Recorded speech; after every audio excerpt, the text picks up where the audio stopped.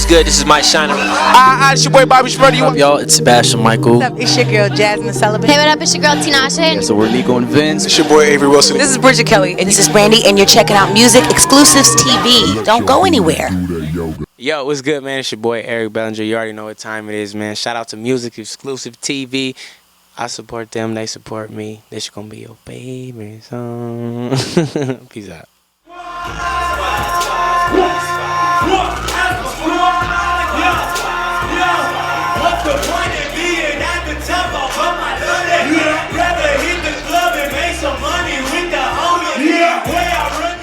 Hi guys, I'm Cynthia Tonga and you are watching Music Exclusives TV and I am here with Mr. Eric Bellinger. How are you? Amazing. Shout out to everyone that came out. When I say it was amazing, I don't mean me.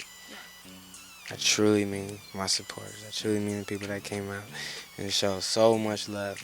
You know, I'm on the opposite side of the U.S. and I felt like I was at home. So, cupping season part 1 and then part 2.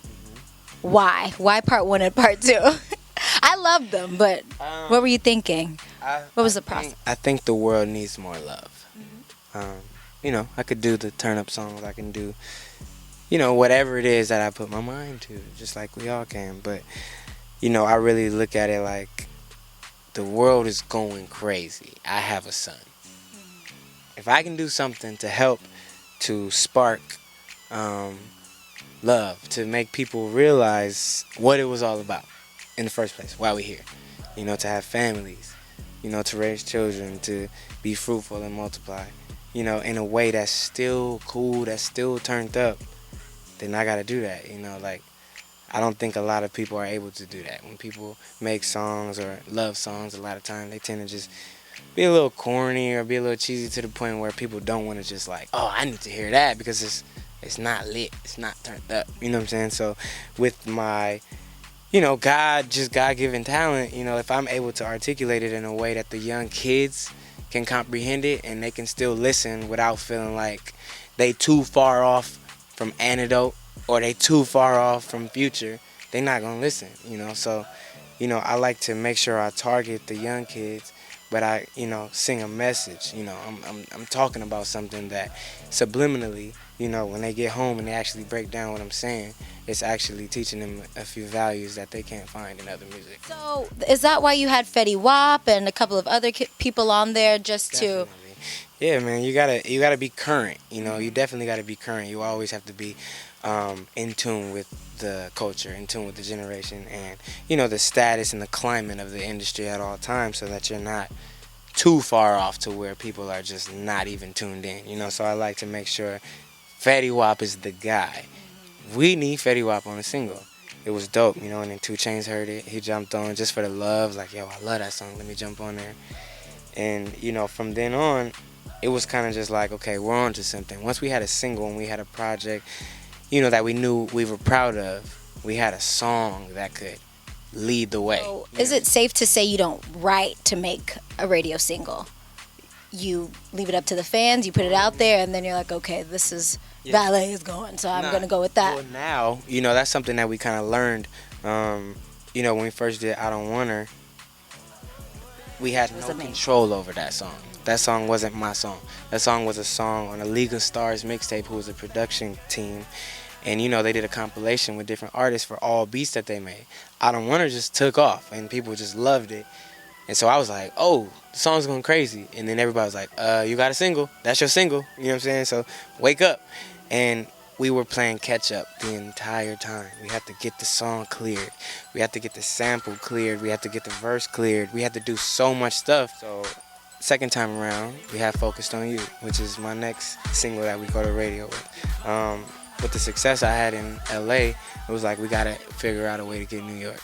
You know, we've been really trying to get New York for a while. So, you know, we thought about the Wale sample. It was like, yo, that's Nas, you know, the Bravehearts. Let's rock with that one. Boom.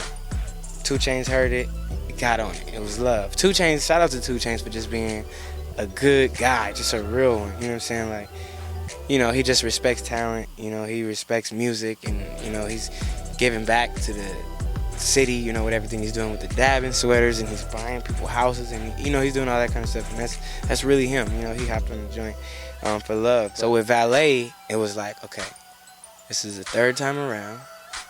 What's the next single gonna be? It was already going crazy. People already loved it. And we was like, it wasn't as big of a gamble. You know what I'm saying? It was like, people already like that song. What if we throw Fetty Wap on there?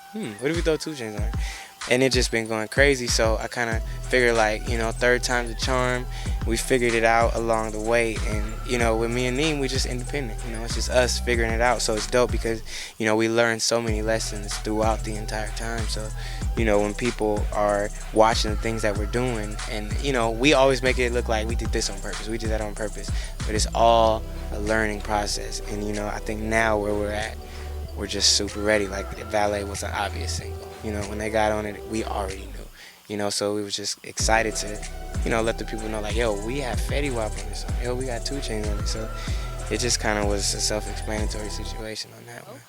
And the Cuffing Season Part 2, I noticed there are like 3 or like 4 songs on one track. Why? I love it though. Doze Off, my favorite. Originally, there was 16 songs on the project. Yeah. The Rebirth had 16 songs on disc 1. Has 16 songs on this too. 32, that's the magic. That's Magic Johnson. I'm a Laker fan. It's the magic. Cuffin Season 1, 16 songs. Cuffin Season 2, 16 songs. So together, Part 1 and Part 2 was gonna be 16 songs. Was gonna be 32 songs, and I was gonna, you know, get the magic again. But as I was, you know, talking to the squad and talking to the team, it was like, yo, you're giving away too many songs, bro. Slow down. You don't gotta give people so many songs. But for me, I have so many records. I'm like, y'all can have these songs. You feel me? Like, that's what I do. That's what separates me from everybody. I'm never searching for the next song. I have projects in the can. Okay. So you write, obviously, all of your music, and you've written for a lot of known people. Are you working with anybody now? Who? Can you? Man. Yeah, no, I'm working with Wale, and there with him a lot. Working with Adrian Marcel, pretty heavy for his new project. Who else am I in there with, man? T.I. has a daughter who just did a solo project, Zoni. She's dope. Work with her. Keyshia Cole, new album. I got a song on there, a feature with her. I got a song with Candace, who's a R&B singer, signed to Neo, signed to L.A. Reid, super incredible vocalist. And, man, I'm definitely still, you know, keeping the pen game going in because, you know, it's what got me here. Thank you for stopping by. The show was amazing. I can't wait for the next album. Cuffing Season Part 2 is my favorite. I'm going to just say that right now. You know. I am Cynthia Gatonga. We are here with Eric Bellinger, and you are watching Music Exclusives TV. Make sure you subscribe. Peace.